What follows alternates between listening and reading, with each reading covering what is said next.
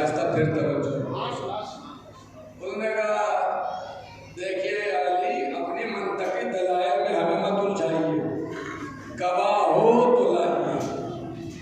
علی نے کہا ٹھیک ہے۔ اب شہزادی نے گواہ پیش کیا، کہا میں خود گواہ، کہا جی آپ کا تو حق ہے، آپ تو دیں گی گواہی۔ میرے شوہر علی گواہ، صدیقہ، یہ لفظ ذہن میں ہے، توجہ۔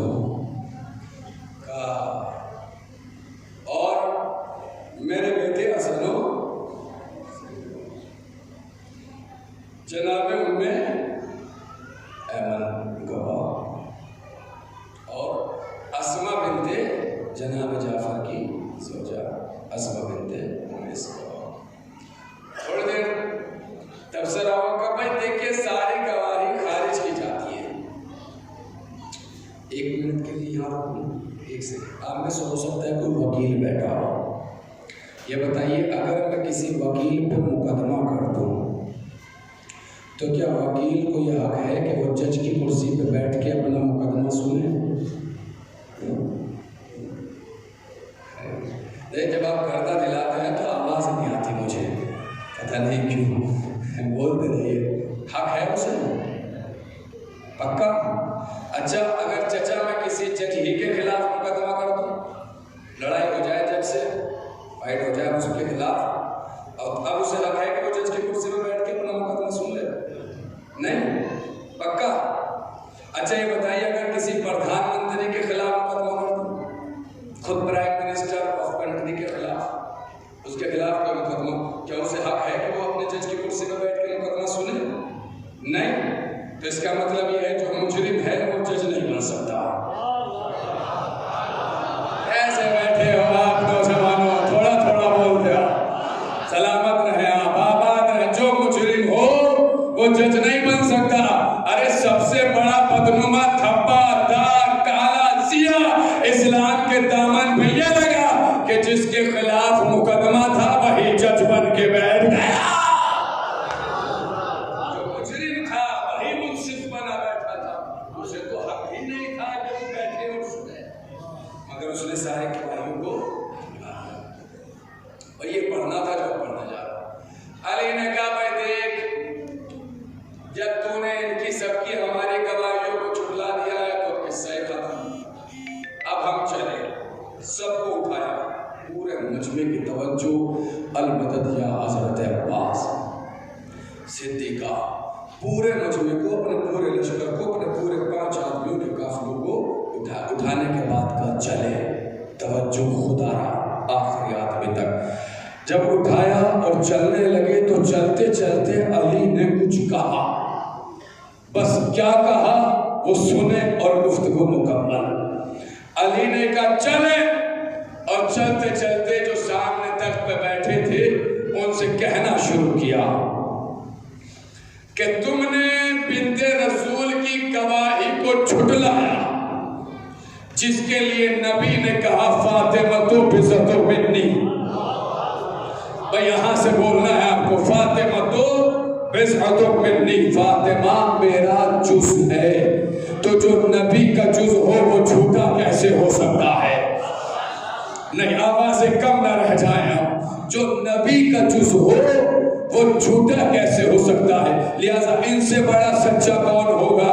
مگر تم نے ان کی صداقت کو جھٹلایا، چلو چھوڑو، آگے بڑھو، آؤ مجھ تک۔ میری صداقت کو جھٹلایا، میرے لیے نبی نے کہا یا علی انت منی وانا منکا، یا علی تو مجھ سے ہے میں تجھ سے ہوں، مگر تو نے میری صداقت کو جھٹلایا، چل چھوڑ، آگے بڑھ۔ یہ رہے حسن و حسین جن کے لیے نبی نے فرمایا الحسن والحسین سیدہ شباب اہل جنہ، حسن و حسین جنت کے جوانوں کے سردار ہیں، جنت میں کوئی جھوٹا جائے گا نہیں، تو پھر سردار جھوٹا کیسے ہو سکتا ہے؟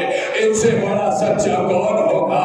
مگر تو نے ان کی صداقت کو جھٹلایا، چل چھوڑ، آگے بڑھ۔ ام ایمن پہ آ، ام ایمن وہ ہیں جن کو نبی نے کہا ہے یہ خیر پر ہے، انہیں دعا دی ہے، جسے نبی دعا دے دے وہ جھوٹا کیسے رہ سکتا ہے؟ تو نے ان کی گواہی کو جھٹلایا۔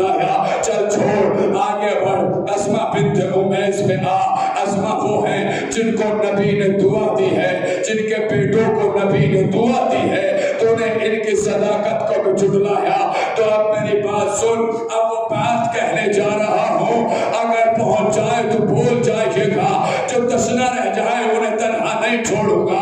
علی نے کہا تو نے ان پانچ کی صداقت کو جھٹلایا، فاطمہ جیسی صدیقہ کو، حسنین جیسے صدیق کو، ام احمد جیسی صدیقہ کو، اسماء بنت عمیس جیسی صدیقہ کو، علی جیسے صدیق اکبر کو، تو اب میرا کچھ کہنے کا دل نہیں کر رہا ہے، بس میں تم پر ایک چیز پڑھنا چاہ رہا ہوں، انا للہ و انا الیہ راجعون۔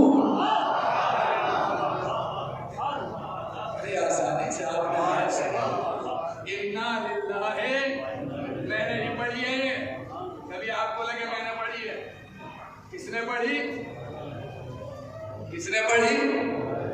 مولا کن پہ پڑھی؟ اب آپ مجھے بس ایک بات بتائیں، آپ کے یہاں بیٹے کی ولادت ہو، آپ لے کر قبلہ بیٹا ہوا ہے ماجد صاحب کے پاس، یہ میرے پاس، میں گود میں لے کے کہوں انا للہ و انا الیہ راجعون، ایمانداری سے بتائیے کیا رد عمل ہوگا؟ کہ اللہ مجلس صحیح پڑھتا ہے مگر نیچے اترتے ہی بہک جاتا ہے۔ قبلہ واپس کیجئے میرے بچوں کو، اپنی اولاد پہ جا کے پڑھیے۔ نہیں میرے سرکار، یہ حق نہیں ہے، اے پورا کلیجہ نکال کے ہتھیلی پر رکھ رہا ہوں، لفظ آخری یہ کہے گا نا اپنی اولاد پہ پڑھیے، میری اولاد کل اولاد ملی ہے، آپ انا للہ پڑھ رہے ہیں، جائیے کہیں اور جائیے، لڑنے لگے گا، جھگڑنے لگے گا، مرنے پہ تم جائے اور آگے بڑھیے۔ آپ آئے میرے پاس، آنے کے بعد کا قبلہ مٹھائی کھائیے، بیٹے کا عقیقہ ہوا ہے، میں نے کہا انا للہ و انا الیہ راجعون، قبلہ کہنے لگے بے وقوف ہے، احمق ہے، کیسی باتیں کر رہے ہیں، یہی شعور نہیں کون سی آیت کہاں پڑھنی چاہیے، اور آگے بڑھیے۔ آپ نے کہا قبلہ ان سے ملیے، کل ہی شادی ہوئی ہے، ہمارے داماد ہیں، میں نے مصافحہ کرتے ہوئے کہا انا للہ و انا الیہ راجعون۔ آپ نے کہا دماغ خراب ہو گیا ہے آپ کے مولوی کا، اسے شعور ہی نہیں ہے، یہ بھول کیا رہا ہے، یہ پڑھ کیا رہا ہے۔ آپ نے کہا قبلہ ان سے ملیے، کل پھر مٹھائی کھائیے، کل بیٹی کی منگنی ہوئی ہے، میں نے کہا انا للہ و انا الیہ راجعون۔ آپ نے کہا دماغ خراب ہو گیا ہے، آپ خوش ہوتے رہے، میں انا للہ کہتا رہا، آپ کہتے رہے دماغ خراب ہو گیا، مگر جیسے ہی کوئی مرا میں نے کہا انا للہ و انا الیہ راجعون۔ اب کوئی یہ نہیں کہے گا کہ دماغ خراب ہو گیا، اب کوئی یہ نہیں کہے گا کہ کیوں، اس لیے کہ انا للہ وہاں پڑھا جاتا ہے جہاں کوئی مر جائے، جہاں کوئی مر جائے، جہاں کوئی مر جائے، سلامت رہا، جہاں کوئی مر جائے۔ ارے دربار میں علی نے انا للہ پڑھ کے بتایا تم سب کے سب مر چکے ہو۔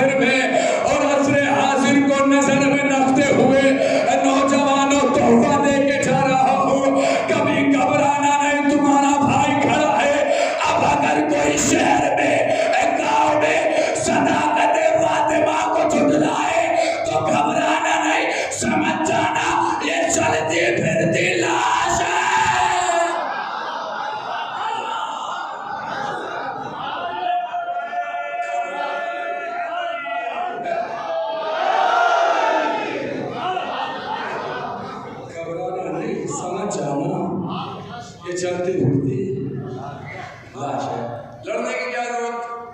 تو شہزادے کو جھٹلا ہے، آپ کہنے چھوڑو یار مردہ ہے۔ دربار میں علی نے فیصلہ کر دیا جو علی کو جھٹلا ہے وہ مردہ، جو زہرا کو جھٹلا ہے وہ مردہ، جو حسنین کو جھٹلا ہے وہ مردہ، جو ان پانچ کو جھٹلا ہے۔ ان سے بڑا کوئی صدیق ہے؟ علی سے بڑا؟ علی نے ممبر سے اپنے سینے میں ہاتھ مار کے انا صدیق اکبر، میں صدیق اکبر ہوں، اور میرے بعد اگر کوئی دعویٰ کرے تو وہ سب سے بڑا جھوٹا ہے۔ ان سے بڑا صدیق کون ہوگا؟ ان سے بڑا صدیق اور یہ ہے صدیق۔ ختم ہو گئی بات، ایک معنی اور سن لیجئے، پورے مجمع کی اس معنی کے لیے میں پورے مجمع کی پھر توجہ چاہتا ہوں، پھر میرا کلیجہ ہوگا، آپ کی ہتھیلی ہوگا۔